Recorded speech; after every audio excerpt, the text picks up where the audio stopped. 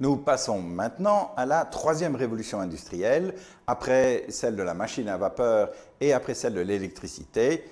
Nous sommes en 1860, en pleine Pennsylvanie, sur la côte est américaine. Un certain George Bissell tente de collecter du pétrole avec un forage en tube creux.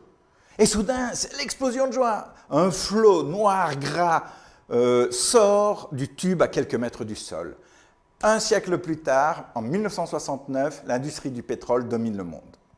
C'est notre troisième révolution, celle de l'énergie pas chère. Pétrole, gaz, mais aussi le charbon extrait de façon tout à fait industrielle, permettent aux industries nées de la première et la deuxième révolution industrielle de déployer, alors cette fois-ci, vraiment pleinement leur potentiel, notamment d'exportation et de diversification de leurs moyens de production. Une réduction des coûts de production, bienvenue car les marchés commencent un peu à être saturés et les prix commencent à être un facteur clé pour les consommateurs. Une guerre des prix qui va entraîner toujours plus d'automatisation, de regroupement industriel et de recherche de fournisseurs, même lointains, mais moins chers. Une civilisation aussi des ingénieurs de production, méthode, dit-on à l'époque, mais aussi une civilisation des acheteurs qui vont aller négocier des contrats, des logisticiens, et puis les débuts de la mondialisation, peut-être prudente au début, mais massive après.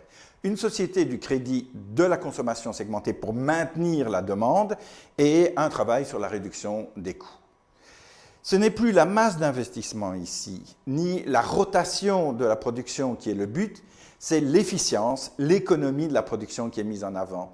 Les financeurs font la part belle à ce qu'on va appeler les conglomérats, qui regroupent sous une même bannière des entreprises en amont ou en aval pour intégrer dans des chaînes de production les étapes avant la sienne et après la sienne pour jouer sur l'intégration des clients fournisseurs et surtout la structure de coûts. Et comme le transport ne coûte quasiment plus rien, les produits finis peuvent circuler de filiale en filiale, de pays en pays. On forme donc de grands ensembles industriels qui est la garantie pour soi et ses actionnaires de s'assurer des bénéfices consolidés au final et des plus intéressants bien entendu.